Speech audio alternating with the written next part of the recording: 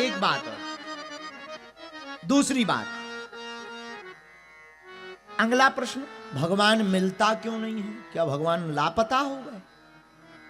जो मिले लापता हो तो मिले। कई लोग हमारे पास आते, गुरु जी हमें भगवान को पाना है।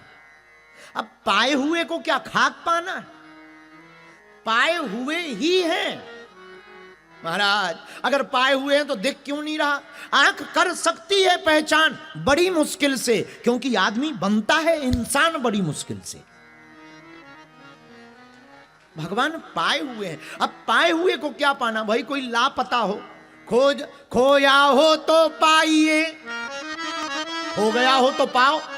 वो तो मिले मिलाए हैं। लेकिन अगर भगवान मिले मिलाए तो दिखते क्यों नहीं? जिस प्रकार दूध में घी है पर दिखाई कब तक नहीं देता? जब तक मंथन ना करो, जब तक दूध जमे ना और मक्खन ना बनाया जाए, तब तक घी नहीं निकलता। उसी प्रकार भगवान पाया हुआ है। जब तक भक्ति का मंथन और तपस्या की आग पर तपाया नहीं जाएगा, तब तक परमात्मा भी इन आंखों से दिखाई नहीं देगा। तो भगवान खोए नहीं है, भगवान पाए ही पाए। बोलो सीताराम, जोर से बोलो। अब बात ये पाने वाली तो ऐसी हो गई, एक आदमी आंख अपनी नाक पर, जैसे ये भाई साहब चश्मा लगाए कैमरा वाले, ऐसे ही एक आदमी चश्मा लगा करके अपना ही चश्मा खोज रहा था। एक बूढ़े महात्मा जी इनके जैसे ही, अब ये तो नहीं थे वो, ये तो नहीं है, ये तो बहुत अजीब टाइप के हैं, पर तुमसे ही ज्यादा खतरनाक था हमारा चेला। उसका नाम था चंगीलाल। हाँ, वो हमको मिला। हाँ, तो दिन भर से कपड़े फेंक रहा। हमने कहा क्या हुआ? बोले चश्मा खोज रहे। चश्मा ऐसे करके कह रहा था। हमने कहा क्या हुआ? बोले चश्मा खोज रहे। हमने कहा ये नाक पे, अरे बताओ, हम खोज रहे थे, ये मिल गया, हम तो आंखों में ही लगाए थे। चश्मा लगाकर चश्मा को खोजते हैं।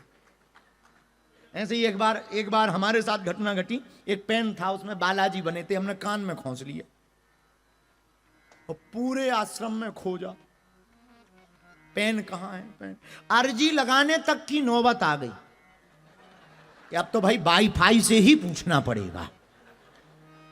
लेकिन वाईफाई से पूछना पड़ेगा तो अर्जी लगाने के लिए भी तो पेन चाहिए। अब पेन चाहिए तो जैसे ही हाथ, अरे हमने कहा ये है। बताइए, खो गया हो तो मिले, लापता हुआ हो तो मिले।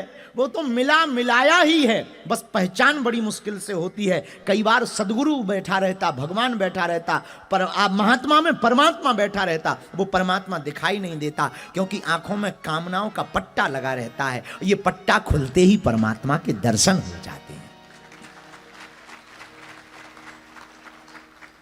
ऐसे समझो, एक महात्मा के पास पारसमणि थी। पारसमणि मणि का, पारसमणि का काम क्या है? लोहे को स्पर्श कराते ही वो सोना बना देती। एक चोर गया चोरी करने, 3 साल तक चोर सेवादार बना रहा। कई सेवादार ऐसे भी होते हैं, इसलिए जितने भी गुरु हैं उन्हें सेवादारों पर थोड़ा देर से भरोसा करना चाहिए। हाँ, हम अपनी नहीं कह रहे, सेवादार तो सेवादार है, कैसी भी सेवा कर सकते हैं। जेब खाली करने की भी तो एक सेवा ही है। आप जेब खाली। एक महात्मा हमारे पास रोते हुए आए। हमने कहा क्यों रो रहे हो? महाराज क्या बताएं, हमारा 2.5 साल तक चेला बना रहा, हमारा पूरा बैग लेके चला गया, उसमें 5-6 लाख रुपया थे सोने की चांदी की। हमने कहा क्या करता रहा? बोले झोला ढोता रहा। हमने कहा थोड़ा दूर ले गया, पहले ही से ही काम कर रहा है, झोला पकड़ने का काम कर रहा है, अब थोड़ा दूर चला गया होगा, अब उसमें क्या है, अब तो सेवादार है, अब सेवा है, ये भी एक सेवा है, तुम्हारा वजन हट गया। काहे को रो रहा है? अरे बोले वजन थोड़ी हट गया, 6 लाख चोरी हो गए। हम की चोरी नहीं भाई, डकैती भाई है। इसको चोरी नहीं कहते, डकैती कहते हैं, दिन दहाड़े। चले गए। तो सेवादार भी बड़े खतरनाक। एक महात्मा का सेवादार चोर 3 साल तक रहा। महात्मा नहाने जावे, वो पूरे में खोजे, पारसमणि मिली नहीं। तो एक दिन गुरुजी ने कहा हम नहाने जाते हैं, तुम कपड़ा क्यों फेंकने लगते? बोले गुरुजी अब क्षमा करो, अब हम आज बता ही देते हैं, दरअसल हम कोई सेवादार नहीं, चोर हैं। महात्मा बोले हमारे पास क्यों आए? चोरी करने। महात्मा बोले क्या चोरी? बोले हमने सुना पारसमणि थी आपके पास। महात्मा बोले ठीक है। चोर बोला अगर होती तो 3 साल में हम ना ले लेते।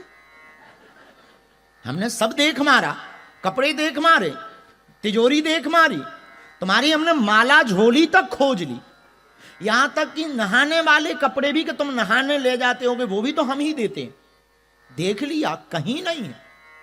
महात्मा बोले वो जो सामने लोहे की डिब्बी है उसमें देखा? चोर बोला लोहे की डिब्बी में वो पारसमणि नकली होगी, क्योंकि पारसमणि का काम है लोहे को स्पर्श करते ही सोना बनाना, नकली होगी। महात्मा बोले नहीं खोल के तो देखो। बोले क्या देखना, काम हो गया, झूठ बोलते हैं महात्मा होकर, झूठा प्रपंच बना रखा है आकर्षण करने के लिए, लोगों को खींचने के लिए। अरे महात्मा बोले भाई दिमाग बाद में खराब करो, खोलो तो। उसने खोला तो एक पुड़िया मिली, उसमें कपड़े में लपटी हुई एक धातु मिली, मणि मिली। ये क्या है? बोले यही तो पारसमणि है। उसने जैसे ही लोहे में स्पर्श कराया उसने सोना बना दिया। तो मणि तो थी, लोहे में ही थी, पर वो काम क्यों नहीं कर रही थी? क्योंकि कपड़े में लपड़ी हुई थी। वैसे ही परमात्मा तो है, हमारे ही अंदर है, पर दिखाई क्यों नहीं देता? क्योंकि हमारी आंखों के ऊपर माया का कपड़ा पड़ गया है। अगर ये कपड़ा हट जाएगा तो परमात्मा भी दिखाई देगा।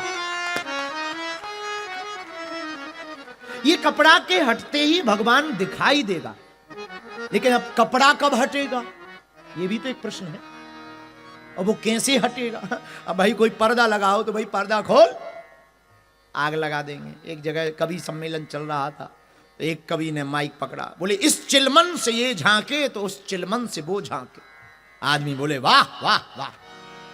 अच्छा चिलमन को कहते हैं पर्दा, तो बोले इस पर्दे से ये झांके तो उस पर्दे से वो झांके।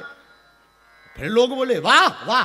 कवि को लगा हमारी कविता ज्यादा फेमस है, अच्छी लग रही, तो उसने फिर थोड़ा माइक ठीक किया, गला ठीक किया। अब थोड़ा जोर से बोला इस चिलमन से ये झांके तो उस चिलमन से वो झांके। पब्लिक फिर बोली वाह वाह वाह। 8-10 बार हो गया, और ये हर बार फिर गला ठीक करे थोड़ा माइक, इस चिलमन से ये झांके तो उस चिलमन से वो झांके। 80 साल का सिडनी का बुढ़ा खड़ा हुआ, बोला लगा दे आग चिलमन में, ना ये झांके ना वो झांके।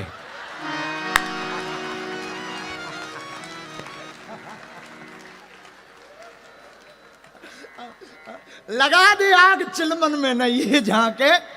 जब से यहीं पे टिका हुआ है, आगे तो बढ़।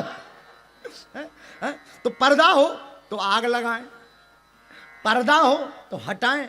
पर ये पर्दा किसका है? माया का पर्दा है।